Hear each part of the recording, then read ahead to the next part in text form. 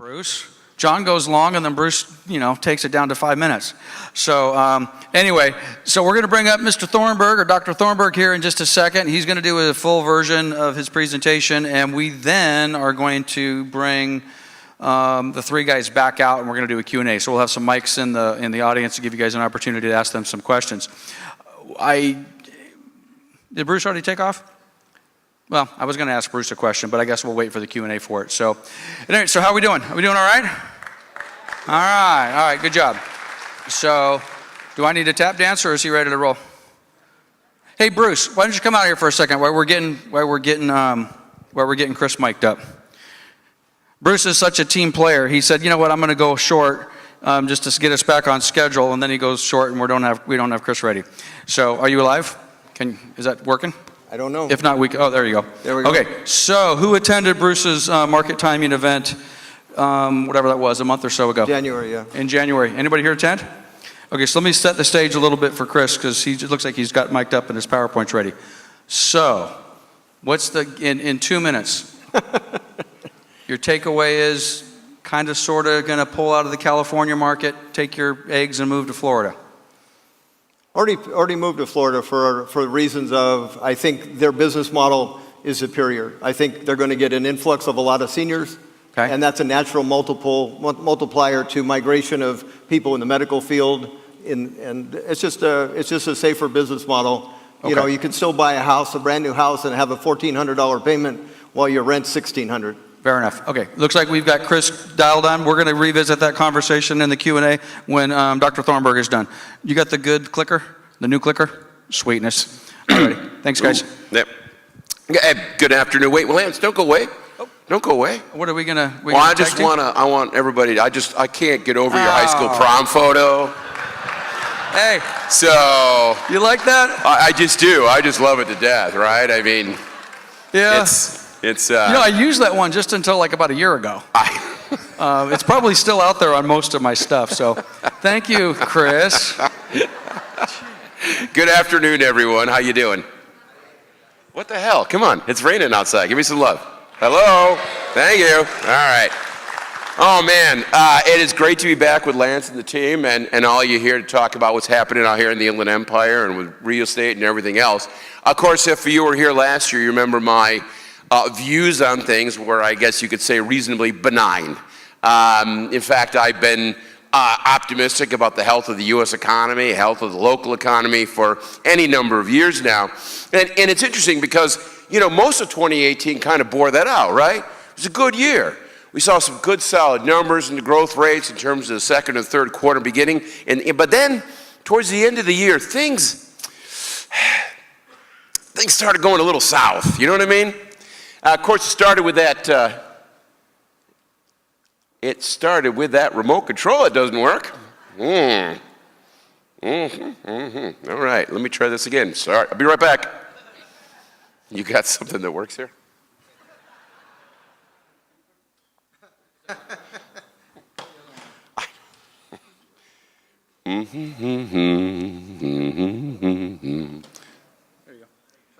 There we go. All right. Hey, I'm back.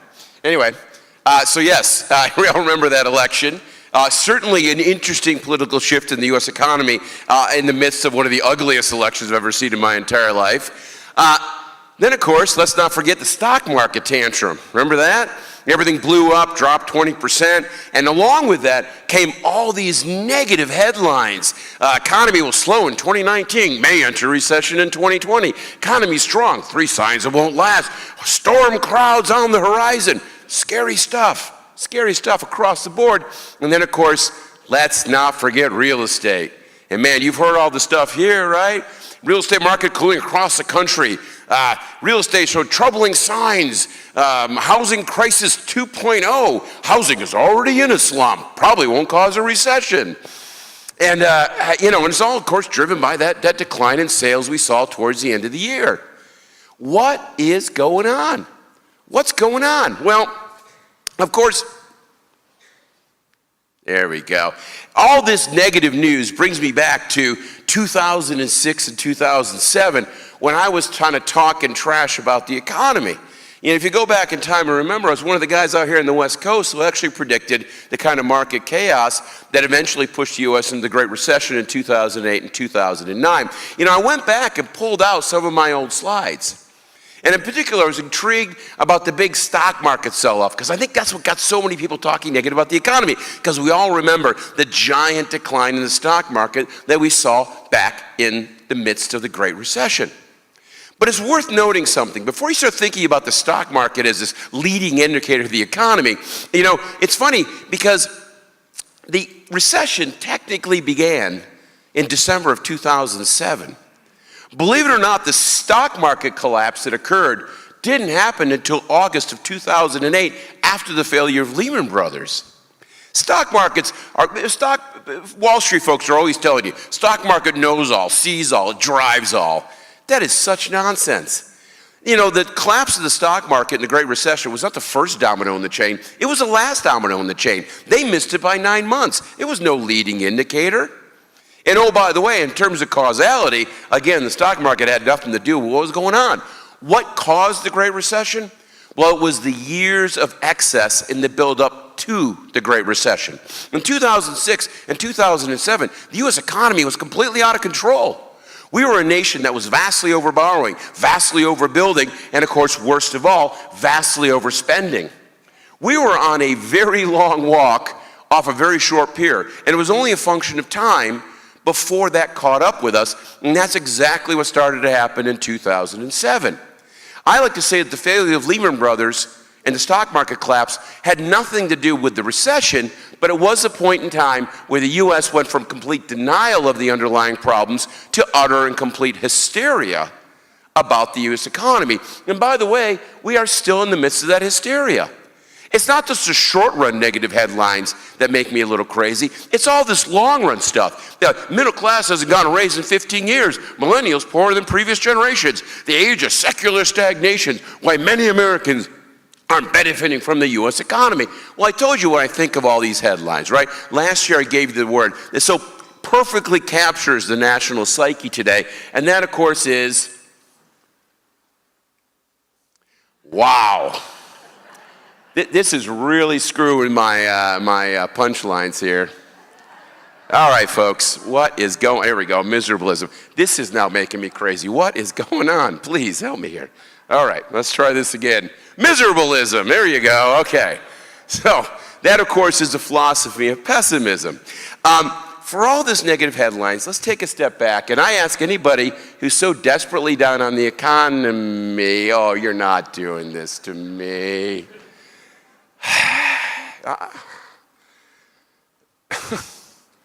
Do you have anything that works? What's going on? These are only two clickers we have. What? Oh my God. Okay, go. Why so glum? You know, that's always my question for people. People who think things are bad out there. Why? What is the problem in our economy today that's making you so dismal about things? Look, last year was a great year. About 3% growth overall. 3/4 of that, by the way, was growth that came from that fiscal stimulus afterburner, which we got from the tax plan at the end of 2017. Labor markets are good. Consumer spending is good. Business investment is good. Wages, exports, energy, debt levels, everything's on steady, sustainable paths. Interest rates are still low. Inflation is still constrained. Are we going to slow down this year? Of course we are. Look, we got 0.75% of growth out of the sugar rush known as fiscal stimulus. Fiscal stimulus is a one-time shot. It's not going to fade today. We're going to slow back to normal pace. That's all there is to it. There's nothing complicated. Chance of a recession? Still very, very low. And I know that's out of sorts with things. After all, the Wall Street Journal Next Recession poll, they do this every year, and they poll 160 economists, and 60% agree the next recession's in 2020. Now, mind you, it's worth noting, of course, that the year before that, the 2017 Next Recession poll, then they told us the next recession was going to be in 2019. And the year before that, 2018. There you go. So in other words, it turns out the next recession is always 2 years away, according to the Wall Street Journal. When you think about it, that's actually pretty good news. So forget all that. In fact, I would say this. If you answer this survey, you've proven you're not qualified to answer this survey. Recessions just don't happen. They have to have a reason. Why are we going to have a recession? That's the question. If you don't have a why, there is no when. It's as simple as that. If you don't have a why, the question as to when the next recession is going to occur, the only appropriate answer is, I have no idea. So when's the next recession going to happen? I don't know. But not in the near future, I'll tell you that. Now, it isn't to say things are all great. Labor shortages, housing shortages, market volatility, rising long-run rates, an aggressively Fed, sharp growth of government deficits, another federal government office shut down, global trade, security worries. I get all that. But, none of these things rises to the level of creating a recession. Not right now. Not right now. What is scaring me is this remote control. There we go. Political dysfunction.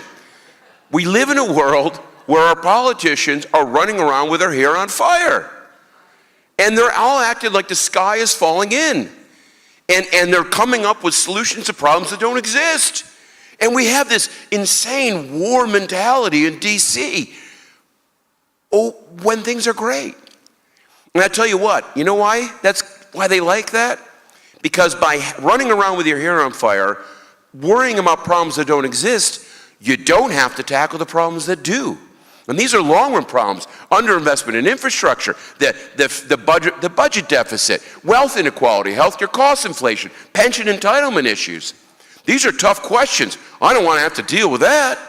I'd rather come up with imaginary things to deal with. Much easier that way. But I tell you what, that's going to catch up with us. Someday we're going to pay for that. And by the way, this is bipartisan. Everybody in D.C. is doing this right now. I don't care who took over Congress. Here's what I know. We have even fewer centrists today in Congress than we did a year ago. We're moving in the wrong direction. And if you're not paying attention to that, well, you're going to see what's going to happen relatively soon, no doubt about it. So let's just get into the numbers. Overall, again, 2018 was about a 3% growth year, better than the previous 2 years. Really, everything was good. Consumer spending was good, business investment was good, exports was good, government was good. Only two signs of weaknesses. Imports jumped through the roof, and of course, residential investment, particularly towards the end of the year, started to slow down pretty sharply. So let's get into it. Let's start, of course, with consumers, because consumer spending is such a big part of the U.S. economy. If the consumer is healthy, they can pile us through a whole bunch of problems. How is the consumer looking? Great. Overall real spending growing 2.5% to 3%. Last year when I was with you, I talked about a little bit of a worry. I mentioned that we had seen a decline in consumer savings rate. And I said, that's a bad sign because people are getting ahead of themselves. Well, the BEA, they always want to keep you on your toes. And last year in the second quarter, we got a big revision of the data, and it turns out the BEA had missed a bunch of income attached to people who are self-employed. Well, once they got that data back in, they reran their models. Not only was that decline in savings rates erased, but the savings rate was revised up overall. In fact, it looks better now than it did a year ago. People are spending lots of money, spending money they're earning. Indeed, the financial situation is fantastic. For example, if you look at debt-to-income ratios, that number right now is continuing to fall because of rising income. People are borrowing more, but the pace of borrowing is slower than the pace of income growth. On the right-hand side, the graph you cannot see, that is the financial obligations ratio.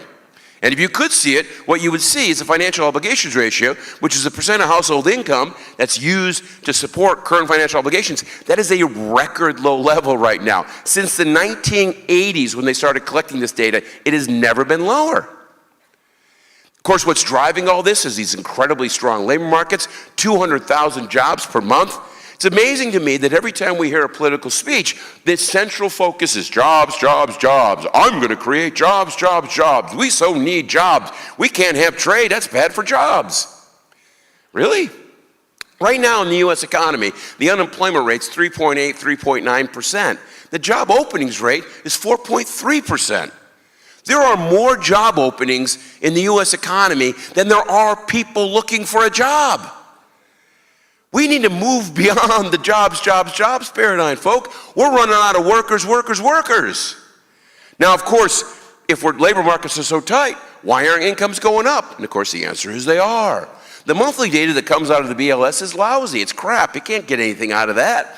The Atlanta Fed does a wonderful thing. They have a wage tracker. This is real wage gains on a year-to-year basis for full-time workers. Average wage has been growing 4%, median 2%. These are solid numbers. These are better than they were in the last expansion.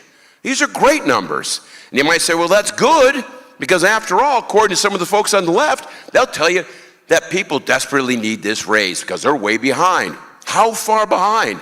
Well, this is data you can get from the Census Bureau. It's the real median wage for a male worker in the United States economy. And it paints a pretty bad picture. In 2017, a median male worker made $40,000.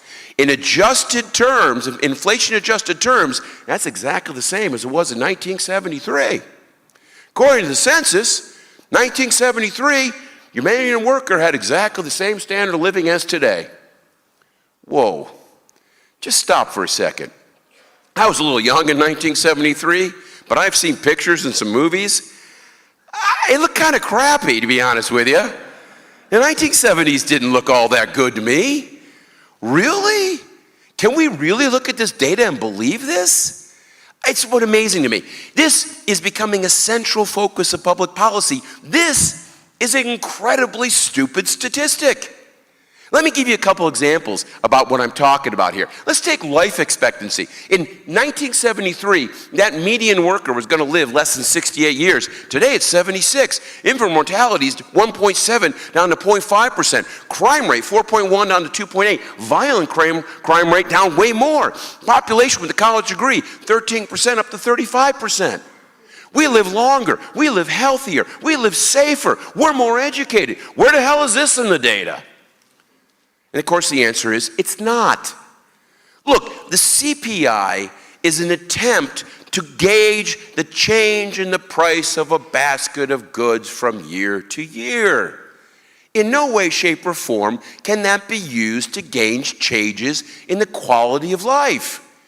Because quality of life and the price of a basket of goods are different things. There are magnificent additions to our life that don't show up in the statistics. And to ignore those is ridiculous. Just ridiculous, but that's what we're doing. Let me give you another example. This thing, everybody knows these. You all got one of these, right? A smartphone? 85% of Americans now own a smartphone. 85%. Here's what's amazing. I was on the radio yesterday. I'm, of course, holding my little iPhone here. Does anybody know when the first iPhone was invented? 2007. I'm like, wow, that was yesterday.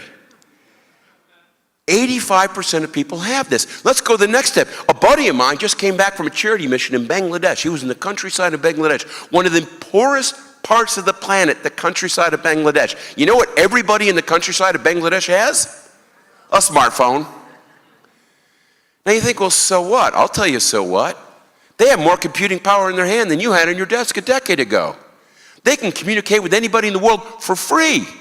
They have unlimited access to entertainment, information, news, communication. They can find out medical advice for their kids, medical advice for their animals, crop advice for their farm. You don't tell me that these people's life is better off? Of course it is.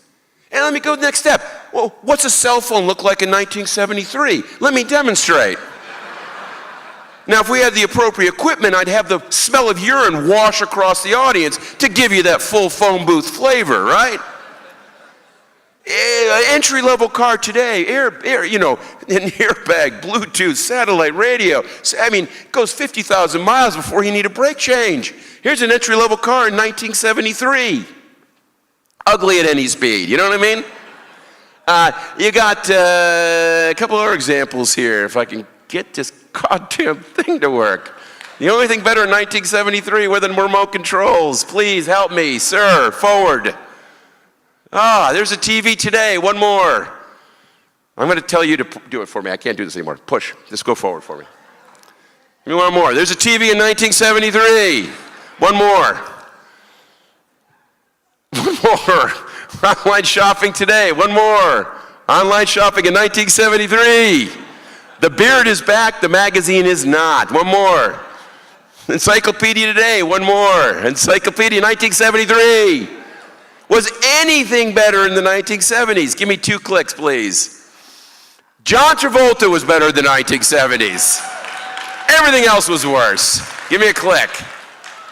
Stop talking about things being bad. They're not. We've never had it so good. But what about inequality? Yes, inequality is an issue, but not the inequality you think. Look, income inequality isn't nearly as bad because you got to look at benefits received. You got to look at taxes paid. Turns out the Gini index of inequality, once you account for all those things, is not rising anywhere near as fast as we think it is. In fact, it looks pretty good overall. We have seen a very small increase in inequality in the last decade. It's not the issue. Wealth inequality is what's scary. 40% of all wealth in the United States is owned by the richest 1%. And that's the wealth we know of. And that kind of concentration of wealth has bad implications for the political system. It creates chaos in politics. What's happening right now? So focus on the right thing. And by the way, you're not going to solve this with a $15 minimum wage. Stop talking about things that don't help. Focus on things that do. Click for me. Oh, I hit it. We both hit it. There we go. Back one more. Back. Thank you. All right. Workforce. I'm going to get rid of this thing. Okay. Workforce growth. That's what you should be worried about. 1% year-on-year growth. Participation rates flat. Click. Cool. There we go. Okay. But of course, the slowdown of labor force growth is being driven not by, of course, problems in the economy, but of course, problems with demographics. We are in a very specific and worrisome period in U.S. history. The boomers are retiring. And remember how it works. Every boomer was raised in a family of approximately 14 kids. On any particular day, their parents had a 12% chance of actually remembering what their name was. They were so traumatized by this lack of parenting, they all went out and had 1.1 kids, which they excessively overparented, giving us the millennials. Have you met Lance's kids? Millennial 101, all right?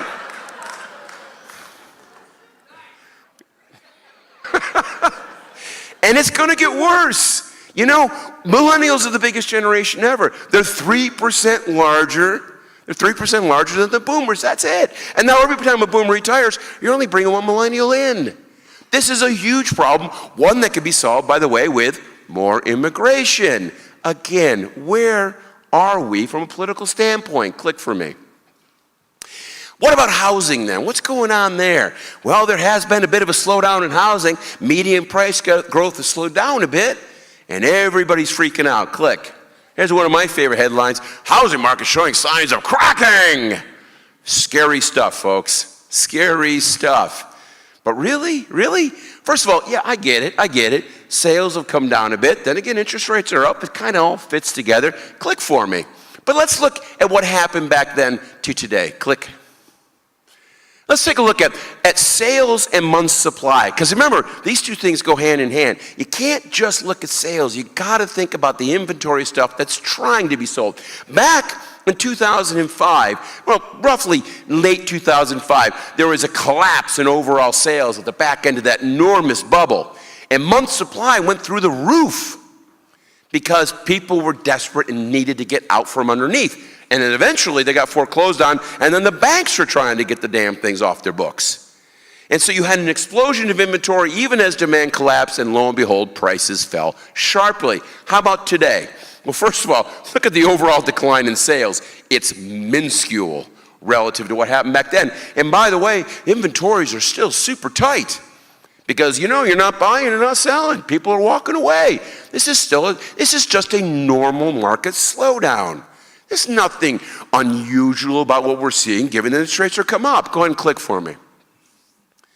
Delinquencies for mortgages are still record low level. By the way, delinquencies were already rising sharply in 2006. Month supply of home was already noted, still incredibly low from a long-run standpoint. Click for me. Of course, overall, the mortgage markets themselves are incredibly clean. You know, Dodd-Frank's was created at the back end of the Great Recession, and it was a policy without any reason for it to exist. They went after all the wrong targets, And one of the implications is they made mortgage lending really hard, and ownership rates haven't bounced back because of that. We're just starting to see the first growth in overall ownership rates. But the silver lining here is the credit markets are clean as they've ever been. This is a mortgage origination by credit score, and the median credit score is above 750 today. It was 700 back in 2000. There's no signs of the kind of mortgage problems we had back in 2005 and 6. This is clean. Click for me. Housing starts relatively low as opposed to that explosion in building we saw. Indeed, some folks have been bemoaning how little we've been building. On the right-hand side, you look at housing starts per new household. After that huge excess of overbuilding, we're now just back to Goldilocks zone. There's no excess supply. Click. As for rates itself, which you could see, yes, they've come up. And amazing, you have a oh God. I had this conversation with a reporter in Orange County, and he called me up and said, why is the market slowing down? His interest rates are up. He goes, that's a problem. I go, no, it's just the market rebalancing our interest rates. They were 3.5%, they got close to 5%. Mind you, they're cooling off a bit now. But, you know, they've come up, and the market has to rebalance. He goes, well, that's bad, isn't it? 5%? I go, what do you mean it's bad? He's like, well, it's high. I said, no, it's higher. When you go, oh, and he talk. He says, okay, so what do you think about getting, how high are these interest rates going to go? Are they going to go a lot higher than the high rate they're at now? And I said, they're not high. It's 5%. Well, that's a lot higher than it was. Who's a Gen Xer in this audience? Raise your hand if you're a Gen Xer. If you're a Gen Xer, you had to listen to your father tell you 900 times a year about the 47% mortgage rate he paid in 1982, okay? I heard this story so many times. Click. Well, there you go, got ahead of me. On the right-hand side, this is mortgage rates over the last 40 years or 50 years or so. You see, well, the big increase you can't see was that tiny, tiny little blip over here. These are still insanely low interest rates. There's no problem here. Click. As for the markets themselves, what's going on with the stock markets? Click. Well, yeah, okay, the market has come down some, 15, 16%. It has bounced back. Click for me. But it's worth noting that if you held on to your stocks through the sell-off, you're still up 12.2% per year over the last 10 years, 7.7% over the last 5. You know, 6 months ago, we were all worried about a bubble. Now we're at the market selling off. And make up your mind, you know? There's nothing wrong here. Click for me. In fact, it's interesting. On the left-hand side, this is corporate profits from the BEA. And you can see that profits have been rising after being flat for 2 years. Net of taxes, because of the big tax cut, rising even faster. In fact, the fundamentals of corporate America look better now than they did 2 years ago. What are you freaking out about? Now, mind you, this is not unusual. This is the 6th major sell-off we've seen in the stock market since the Great Recession came to an end. 6! In a typical expansion, you'll see 1. 6! The market's broken. The market is broken. Why? High-speed trading. We used to have traders, people who worried about economics, people who looked at 10Ks and thought about corporate balance sheets. Now we have programmers who come up with high-speed programs that trade millions of shares a nanosecond on black markets. We've turned the stock market into a video game. We wonder why it's acting weird. Now, mind you, it's still worth investing in corporate America. The companies are real. The profits they're earning are real. It's the mechanism for valuing those profits that's the problem. Click for me. Of course, what set it off was interest rates coming up. There's no doubt about it. But interest rates coming up was completely to be expected. After all, we had a strong economy, with more federal borrowing, and a strong equity market. It wasn't inflation. There's no sign of inflation in our economy. Fed policy? Yeah, the Fed was pushing short rates up, but they have no impact on long-run rates. Chinese pulled their money out. Who cares? The world is awash with money. Click for me. In fact, overall inflation hit 2% for a couple of months last year. I'm amazed how people freaked out about the fact that inflation hit 2%. Folks, that's Fed target. They finally hit target. We should have sent them flowers and candy and a note of congratulations. But of course, it's cooled off since then. Of course it was going to cool off. Money supply growth is nothing. It's 4% year on year. There's not going to be inflation.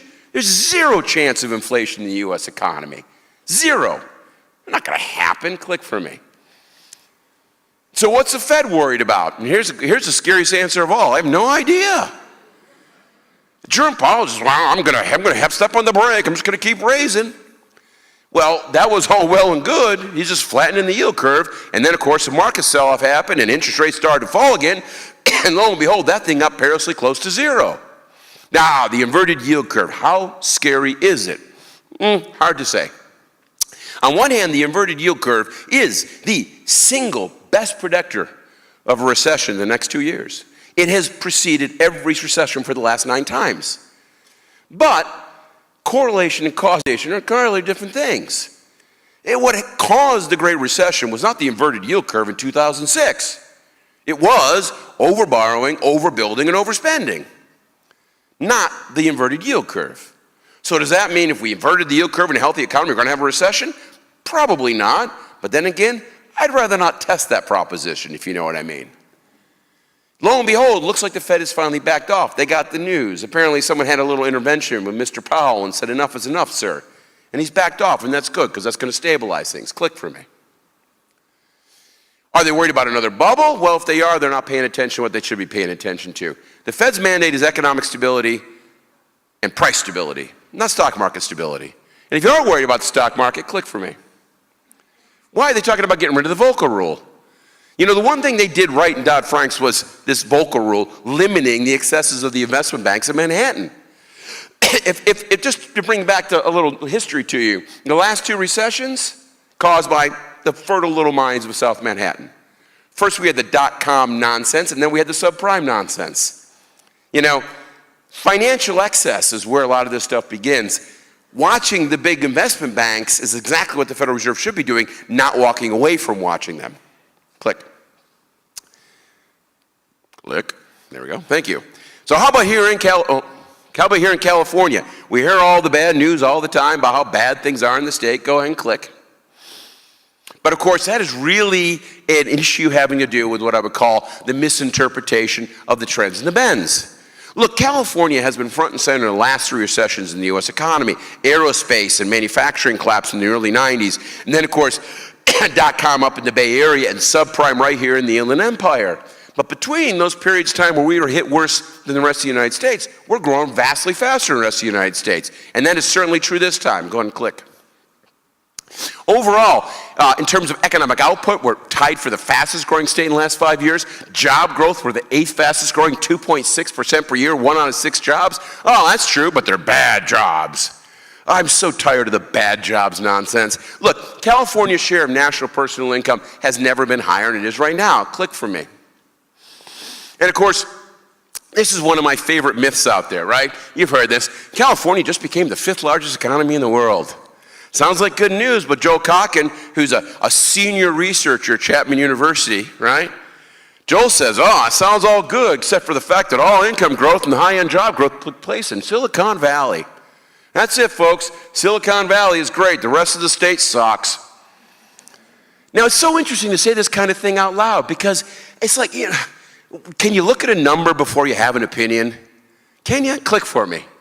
Here's some data on number of $100,000 jobs in the state. From 2014 to 2017, we added 550,000 100K jobs in the state of California. 200,000 of those are in the Bay Area. They punch way above their weight. There's no doubt about it.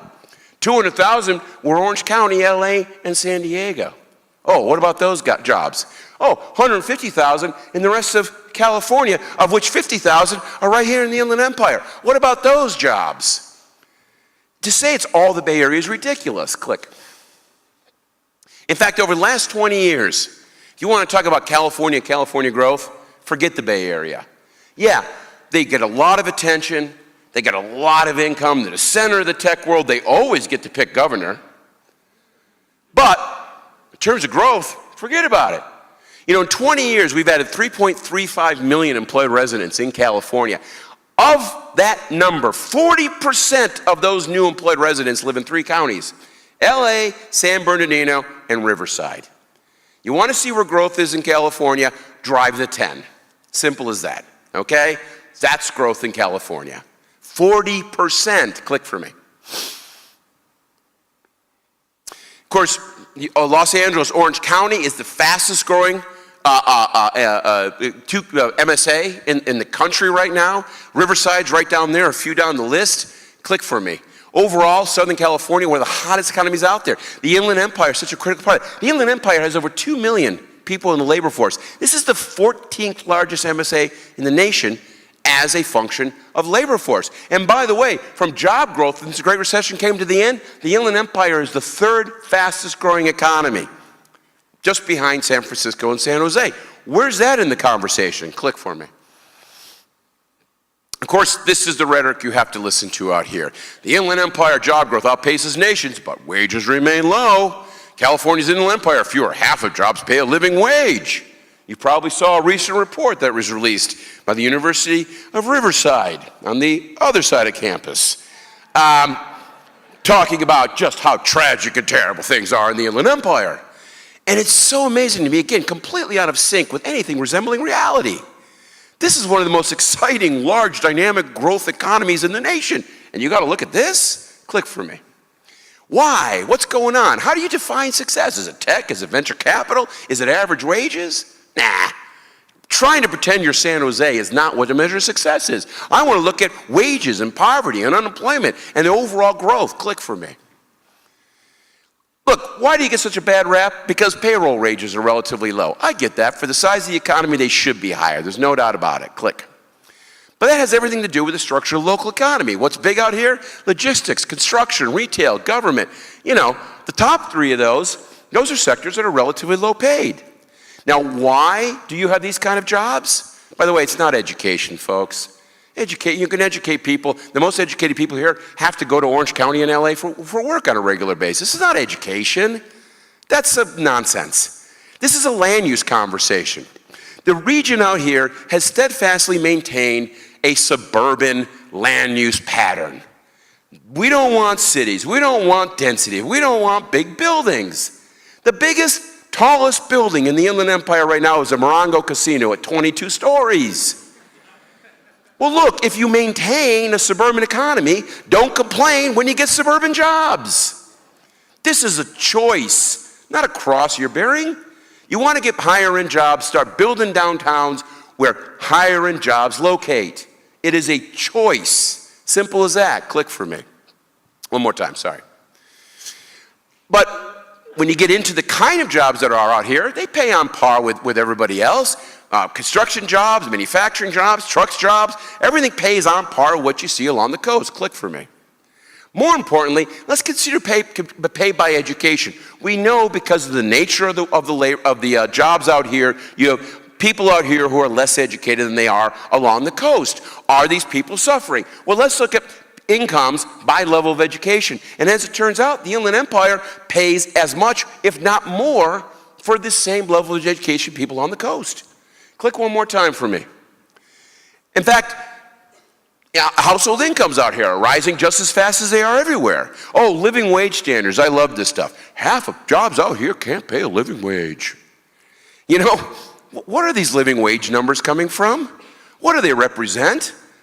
They're nonsense. Some people sat in a room and they drew up a bunch of numbers. According to the living wage calculator, you have to pay $1,500 a month for child care, daycare, if you have kids.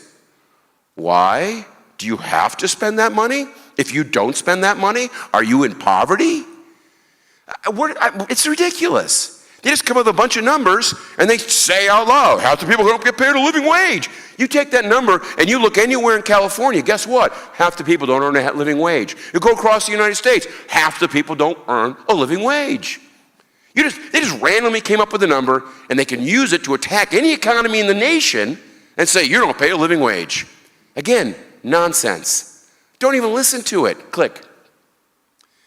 Here's a better explanation. You look at what you're spending on housing as a share of your income by, of course, level of education. It turns out for the same level of education, you got a lot cheaper housing out here. Far from being a place that offers a worse standard of living in California, relative to the type of residents that live here, you by far and away offer the best standard of living. Not the worst. This place is a bastion of hope and prosperity. Click for me. As for commutes, yeah, people are commuting. Guess what? The economy is growing out here so fast that the number of commuters is actually falling.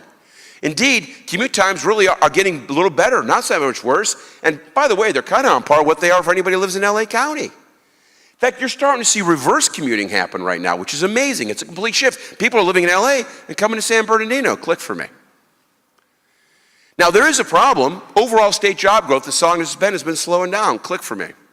But this, of course, again, is labor availability. Unemployment rates in California has never been lower than it is right now. Never. In the Inland Empire, unemployment has never been lower. LA, it has never been lower. Never have labor markets been this tight in California. There are so many job opportunities. We're the hottest economy. And by the way, we live in paradise. Everybody in the country wants to live here, but they're not moving here. Click for me. Why? Housing, or lack thereof. You know, we're constantly talking about our affordable housing crisis in California. We don't have an affordable housing crisis. We have a housing supply crisis. It's completely different. To maintain 2% job growth, we need 200 and 250,000 permits per year.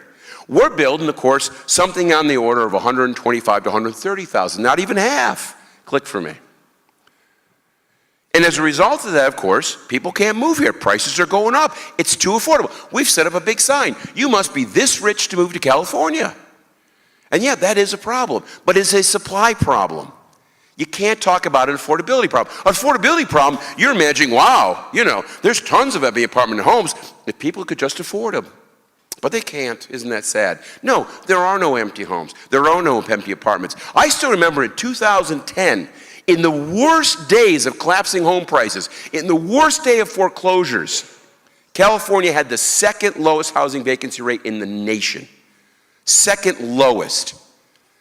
Because we don't build.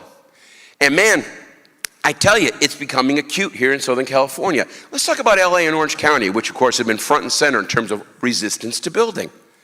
They've expanded their labor forces by 0.2% per year for the last 15 years. 0.2%.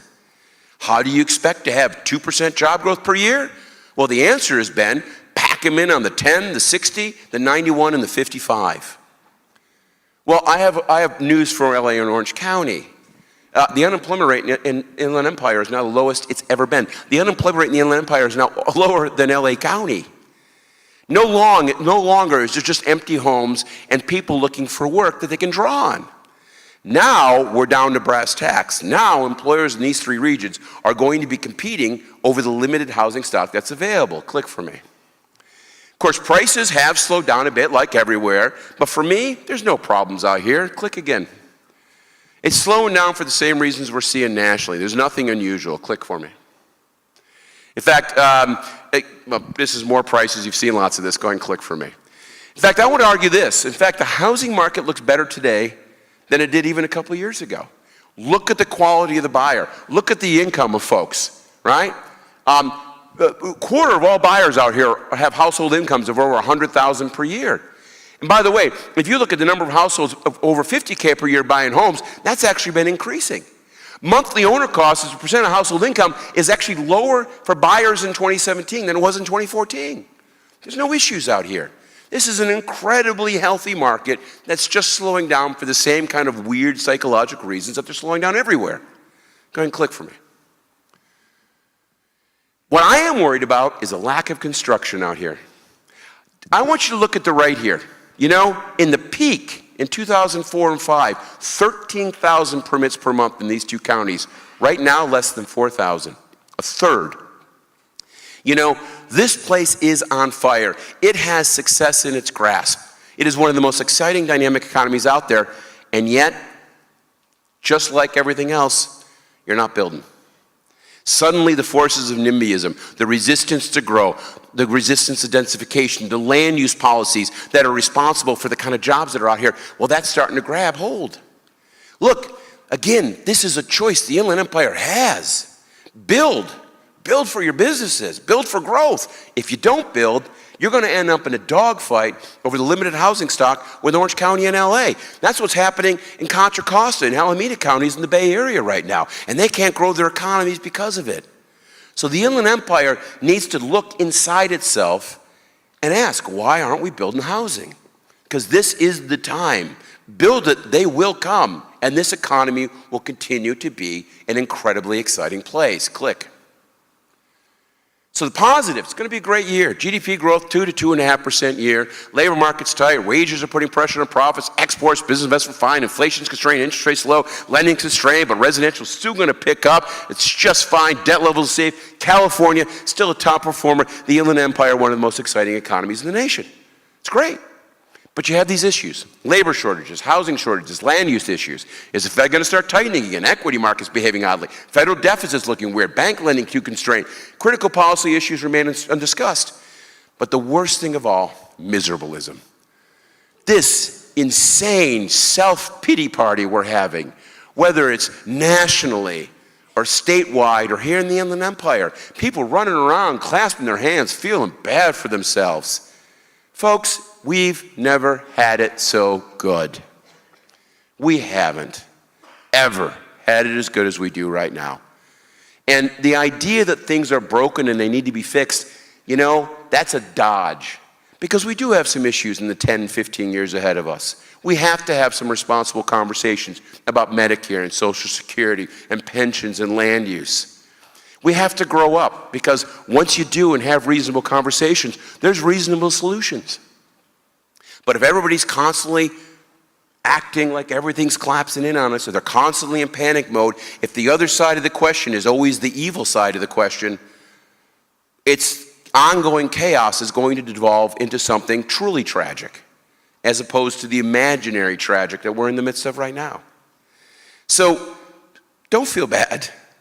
You're going to have a great year. And you're in one of the best, strongest economies in the nation. It's a conversation to have with your political leaders, your policy leaders, your land use managers. It's time for them to recognize that the key to long-run prosperity here in the Inland Empire is not in Sacramento or in DC or in some nonprofit. It's right here. It's your choice. Thank you very much. Okay, so this is what we're going to do. By the way, I think they turn the lights off at 1 o'clock, so we've got about 20 minutes. If you want to ask a question, this is how we're going to do it. Rather than pass the mic around, that's just a complete cluster. I want you to come up to the front of the stage. You can form 2 lines, 1 on each side. I've got a few things I want to go through. These guys are going to need some. Oh, no, they're mic'd up? Oh, sweetness. All right, so we'll go ahead and we'll put some mics up front, and Drew and Drake will kind of moderate you, and we'll see if we get any lines. So, Bruce threw me off just a little bit because I was expecting your presentation to kind of mimic a shorter version, of course, than your market timing event. So, again, I asked the question earlier, who went to Bruce's event, which got my attention because the title of your event was On Borrowed Time. And I've never known you to be one that kind of throws out one of those headlines to get your attention, but you got my attention. You certainly got my attention, and you got another, I don't know how many people you had at that event, but there was 600, 700, a lot of people there. So the title On Borrowed Time, and I'm going to shorten it, and then you tell me where I'm wrong. You did about 8 hours of presenting that day. I was in the audience for the whole thing. I was riveted. You sounded a little bit like Chris for the first 7.5 hours. Correct. And then the last half hour, there were some charts which you didn't show, and I should have talked to you because I would have said I want you to put 3 charts up, which was kind of your closing charts. But those charts kind of indicated some concern locally and a change of your model, I believe. And so could you speak to that for just a little bit? And then I want to see what Dr. Huzian and Thornburg have to say. Having listened to both of these gentlemen, everything is really good. Unemployment record 50-year low maybe.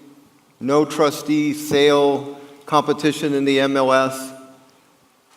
Low inventory, low interest rates. You have these set of charts in any other time in our history in the last 30 years.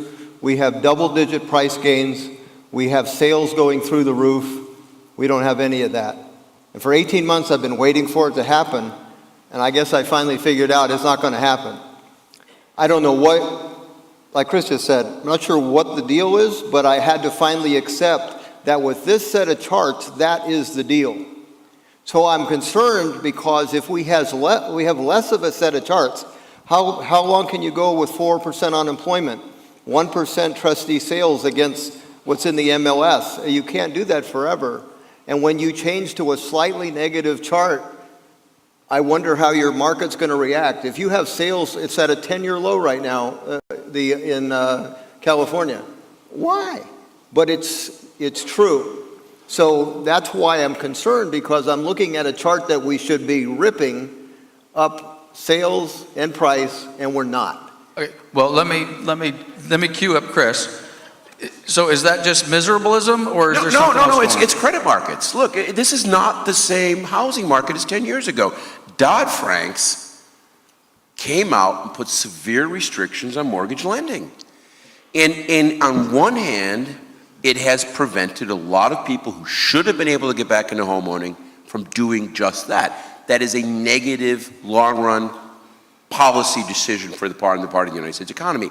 It has, however, prevented the potential excesses that worries Bruce. There are two kinds of market bubbles out there.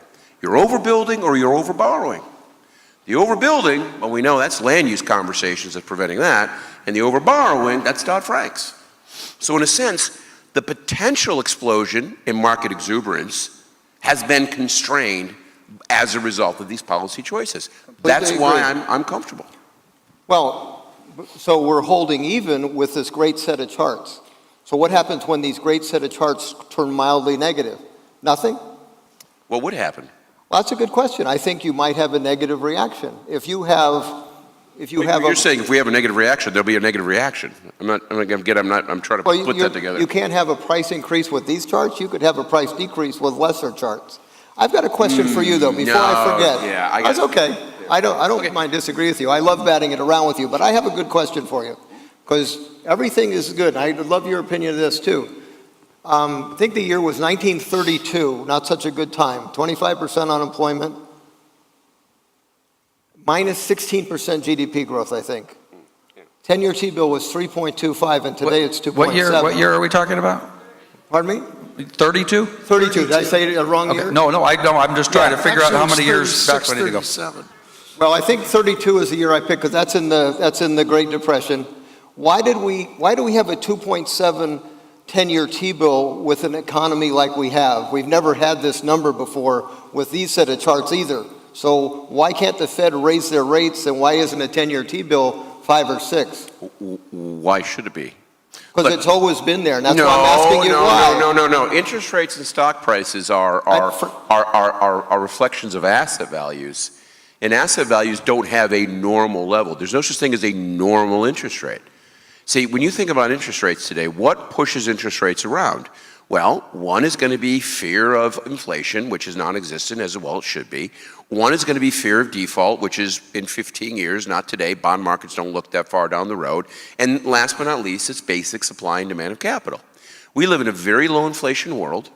And by the way, when I say low inflation, it's even lower than you think, because, I'm looking at this, I could say that even with the 1.8% inflation rate we're on now. But remember, that inflation rate's totally broken. A true inflation rate, or rather more specifically, discount rate, where people look to the future with all the amazing advances going on today, is significantly lower than that. We don't have negative interest rates in the world because we don't have any way of measuring a real interest rate, because our inflation number is so incredibly broken.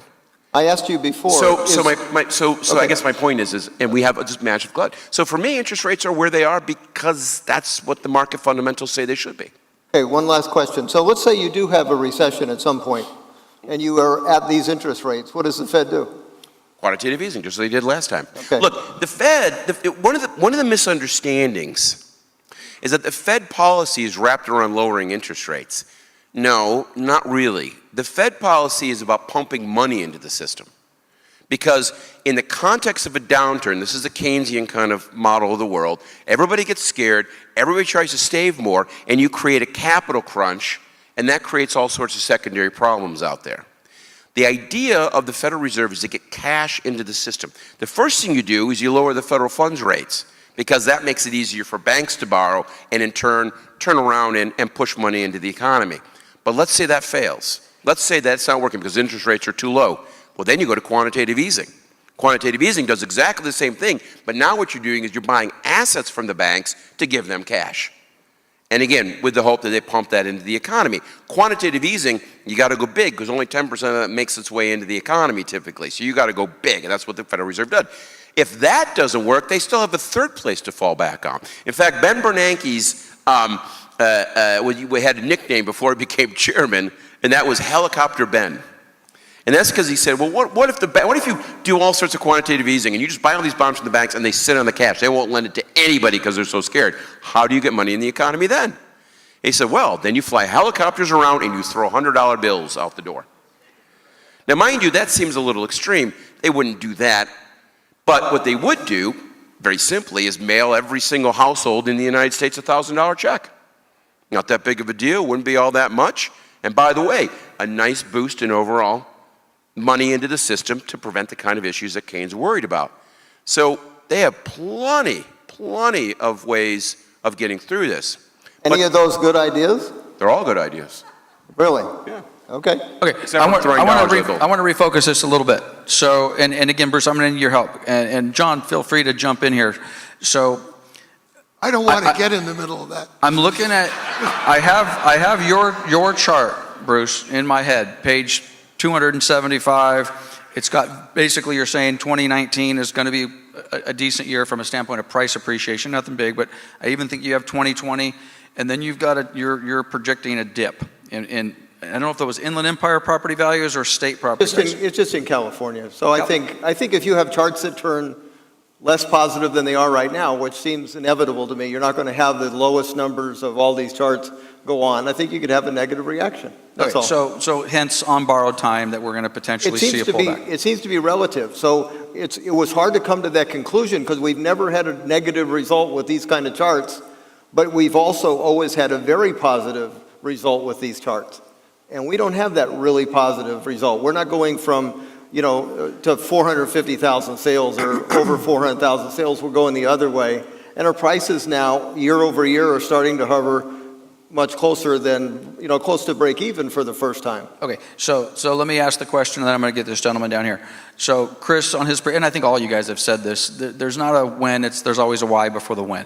So do you guys see a why, John or Bruce? Do you see, Chris, do you guys see a why that says we're going to see property values pull back? And obviously we're talking residential, single family stuff in 2020 or 2021. I don't see it, and I want to pick up on, I'm going to agree with and partially disagree with something that Chris said. This is about housing supply. As long as the demand is there and it is growing partially because of demographics, the idea that every baby boomer, or millennial, wanted to go live in downtown Los Angeles was fine until they had 2 kids and a dog. As they're aging, they've added to housing demand. Supply is the problem. Where I disagree with Chris is I think a lot of this comes directly out of Sacramento for 2 reasons. First of all, CEQA. The Democrats in the legislature have refused, given the pressure from the environmental movement, to amend CEQA to stop its use by NIMBYs and others to prevent expansions in the supply of housing in their areas. And that some of that has creeped into the Inland Empire as well. Unless you stop that, you're going to continue to have a problem. What's getting worse is the California Air Resources Board just came up with a report where what they're trying to do is now pressure local agencies to reduce the amount of commuting by forcing the market to build things inland and in the city centers rather than in the outlying areas. Essentially what they were trying to do is take away the power of local governments over housing policy and concentrate it in their agency up in Sacramento. Frankly, I think they should be shot, but that's another way to look at it. But or burn in hell. But the fact of the matter is there is an attempt at a power grab coming out of the environmental movement that wants to keep CEQA doing what it's doing, which is pressuring people to move out because prices are so crazy, And at the same time, CARB saying, oh, we don't want them to move out, we want them to move in. So we want to take away the power of outlying areas to zone for more housing and force the central city areas to increase the kinds of high-rise types of housing that they see as acceptable. And that, to me, is the key to trying to solve this, but you're not going to solve it as long as you've got that attitude coming out of the Capitol. So I see Chris squirming around, but before you respond, I want to make sure you answer my question, which is there anything that you're seeing in the next 24, 36 months that would indicate a pullback in property values? And to be honest with you, I don't give a shit about California, and I don't mean it that way. I don't live in San Francisco. I don't live in Newport Beach. I'm an Inland Empire guy, and you painted about the most beautiful picture for the Inland Empire I've ever seen. So what do you see happening? And again, if they're flat, fine. Any indication that there's pullback? Right. So the broader context of that question is this. What's interesting to me is if you go back 15 years ago, 12, 13 years ago, the conventional wisdom among many quote-unquote financial experts was that nominal home prices didn't fall. In fact, that idea was built into many of the models in Wall Street, which they used to value these so-called subprime things. And the reason for that conventional wisdom was that except for under extraordinary economic circumstances, nominal home prices never fell. People would not sell their home before they would accept a nominal loss. It is incredibly unusual prior to 2007. You would have to go to very specific parts of the United States under extraordinary circumstances to see falling nominal prices. Texas, after the oil crash in the mid-'80s, saw it. Some parts of Southern California in the mid-'90s, which again was an incredibly dramatic economic downturn. But otherwise, except for these few examples here or there, it never happened. So it did happen big time in the Great Recession. But again, you want to talk about extraordinary circumstances. What subprime lending had done in so many markets and the massive wave of foreclosures that occurred in the aftermath, it was truly unprecedented in U.S. economic history. And that's why nominal prices fell. So at some level, we have to understand that the conventional wisdom wasn't right, but it did have a large element of truth in it. It was 85% right. And so my conversation would be, before you can get to the point where nominal prices are going to fall, it's not, oh, we're going to have a slowdown in the economy or a mild recession. That's not going to do it. You need a massive downturn. And a massive downturn creates a massive shock to the system, and I don't see where that's coming from right now. We are not an economy that is so out of whack to have that internal imbalance. I don't see us being exposed to global events in a circumstance that would allow that massive hit to the economy occur, which is why I don't think there's any chance in all of nominal prices falling in the near future. Okay. And I agree with that on a supply and demand basis, if nothing else. If you're not able to increase supply, which is one of the things you have to do if you want prices to go down, and if demand only in an exceptional case where you've got these huge price differentials to affect the Inland Empire, it just isn't going to happen. Okay, so this is the deal. I have questions that go on for 2 hours. I only saw one gentleman get up here and ask a question, and we have to get out of here in about 7 or 8 minutes. Okay, so I see two. So you want to come up? These mics hot, or I'll just give you this one. My name is Dr. K from WRC Realty. It's been another interesting forecast this year as it was last year. It looks like right now what I'm hearing from the panelists is a half full, half empty approach to our market forecast. But the good news is, in the Inland Empire, it appears that everything looks half full. And that's a plus for us. My question has to do with our panelists' forecast for our real estate industry. We've seen recently some aggressive negative advertising against real estate agents.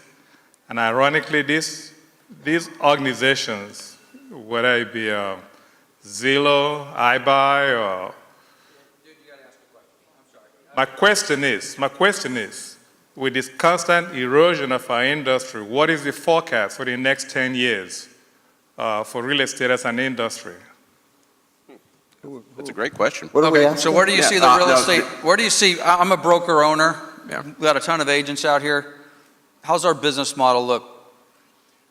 That's a great question, and it's funny because Lance and I have had this conversation over beers on numerous occasions. He's cognizant of the massive technological changes happening in the industry, as everybody else out there in the audience is.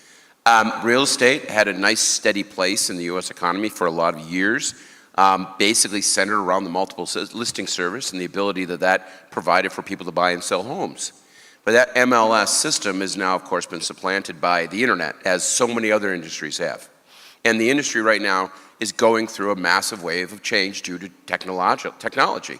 I think that's something that everybody in the audience needs to recognize and constantly be aware of and following what's happening out there, because you have to adapt with it. It's as simple as that. But housing is still something that is the largest financial purchase for most people in their lifetimes. Most people walk into the real estate space with very little knowledge. They need expertise. They need help. They need you. So in a very real sense, it doesn't mean the need for expertise isn't there. Just because you can post something online doesn't mean you should be walking into this market blind. You need that expert. And so when you're out there and you're thinking about your career, your time as a real estate person, you need to think of yourself less on a transactional standpoint and more as a consultant, a person who's there to help that person make the best possible decision for them and their family. And if you do that it doesn't matter what technology is doing, because technology isn't going to change your role as the provider of incredibly important wisdom. Anybody else got one? Yeah, by the way, wow. If that's not a sound clip or a video clip. That's exactly what Lance told me to say. Yes, thank you. Excellent. John, you want to jump in? If you're looking at this economy long term, where technology is frightening is its potential impact on the single major sector which is bringing dollars into this economy, which is logistics and distribution. Because that is a sector that is most susceptible right now to technical change that will eliminate the easy jobs and make it so that you need more technological capability to be able to work in the sector. And also, unless it keeps growing, you'll start to see a decline in the number of jobs in the sector. But I mean, unless it keeps growing faster than technology starts eliminating jobs with robotics and things like that, that I see as our major single threat to our long-term economics, because it flies at the base of why money right now is coming here. Okay, I'm going to answer your question, and then hopefully you're going to hit a home run, because you're going to have the last question, and these guys can finish it out. We'll be out here in a few minutes. Because I think your question about where the industry is more in my wheelhouse than it is in these guys' wheelhouse. I mean, that's me. 32 years in this business, agent, broker owner, still an agent in the field every single day. And Chris is right. That's a great question. I wasn't sure exactly where you were going there at first. Everybody in this room who's in our business, I better have your freaking eyes wide open, because you're going to get ran over.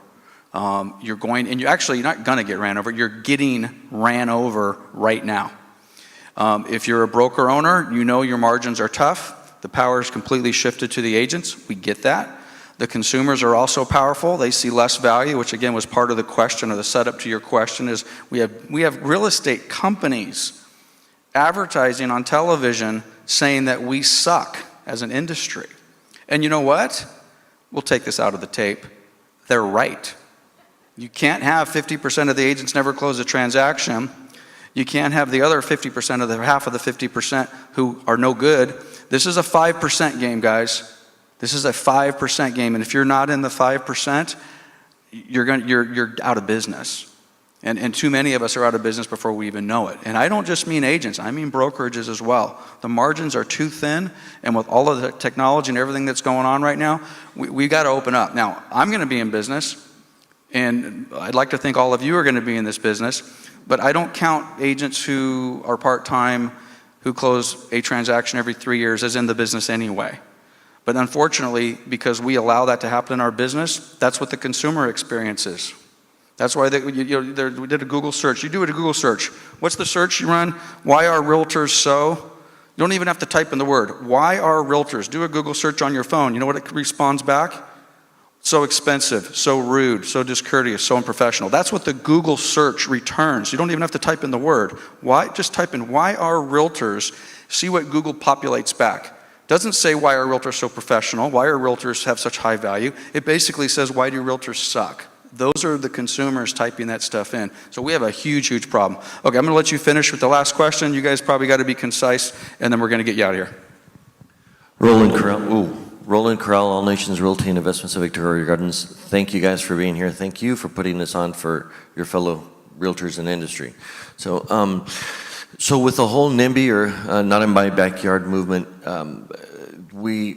a lot of this in our industry is suffering because there's lack of housing. And all of that is being held up by the local governments and the local people not allowing building. So who, if not Sacramento, as you were mentioning, who can actually force the local governments or counties or at what level can they force them to be able to allow new housing and override all these NIMBY movements at the zoning or building and allow them to build? That is fundamentally a political question, and the answer is who can lean on elected officials to go to their staffs and make them change their behavior. The real estate associations are a key piece of that. So is the overall business community, which understands that this economy will be a lot stronger if population growth is allowed to go where it would go if we were building. Part of it, again, is what I was talking about in Sacramento, where they're trying essentially to increase the power to stop, not the power to grow. This governor appears to be looking at the other side. If you hear his rhetoric, question we'll see is, do they do anything with CEQA? And does CARB get the chance to actually do the kind of thing that they're trying to do? If those are stopped, then what you really need to do is at the local level, you look at local officials and say what you're doing is crazy in terms of the standard of living of your constituents. Because that's the fight we've been fighting between the Greens who don't want anything and folks who want jobs. Every survey that we get done shows that people want the economy to grow. The elected officials, however, tend to be out of step with that because of the pressure from the nuts, from the people on the green side who constantly are using a megaphone in their ear. Okay, so what are the chances of reform? Let me, hang on, wait. John, listen, I hate whales as much as you do, man. I do, I promise. But really, this is not about environmentalism. The people who are showing up and screaming and hollering and moaning and pissing about the apartment building that you're trying to build down the block are not there because they're worried about the environment. They're NIMBYs, because they think their neighborhood should never change, and they want the same little town feel they had 15 years ago, and so on and so forth. It has nothing to do with environmentalism. In fact, even the push for density, it makes sense from a home building perspective. It's the NIMBYs pushing back against density, which is what's creating so many of the problems here, including subpar jobs and a lack of overall housing. If you want to know what's going on, it's not CEQA, it's local control. Look what's happening out here in the Inland Empire. Go look around what cities are doing. Not too long ago, I was looking at a piece of property in San Bernardino. It was nearly an acre. It had 5 crappy apartments on it. It's a perfect investment opportunity. There was the same lot next door with 25 apartments on it. What happened? Oh, it turns out they had downzoned it to an R1. Exactly. It's zoning. Now you say, why would you do that? Well, part of it, of course, is the political circumstances. NIMBYs, though, however, exist everywhere. They even exist in Texas, and Texas builds lots and lots of homes. The deeper problem is this. It's local financial incentives. We have a broken tax system in California, and local cities will tell you that their residents contribute 20% to the revenues and they constitute 80% of the expenses. That's because of the limitation on property taxes created by Prop 13. Cities are relying on sales taxes and business taxes and hospitality taxes and everything else. They don't want housing. Even a simple NPV of an apartment building will show you that if you build an apartment building, you've just put another fiscal nail in your fiscal coffin at the city level. That's particularly pernicious among the small cities, which is why they will not build, because they're all against the wall financially. The change that needs to occur, which, by the way, this governor is moving towards, is making it financially valuable for cities to want housing. Change the incentives. Give every city manager the ability to look at a piece of land and go, if I put 50 apartments on there, my budget's going to look better, because they will all build those apartments, and CEQA doesn't mean crap.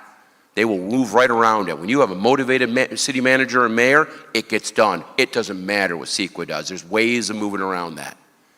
So change the incentives. By the way, Gavin Newsom has acknowledged that. He's talking about positive incentives. And by the way, some of the people in Sacramento, such as Scott Wiener, is talking about forcing density around transit zones, which is called appropriate urban planning.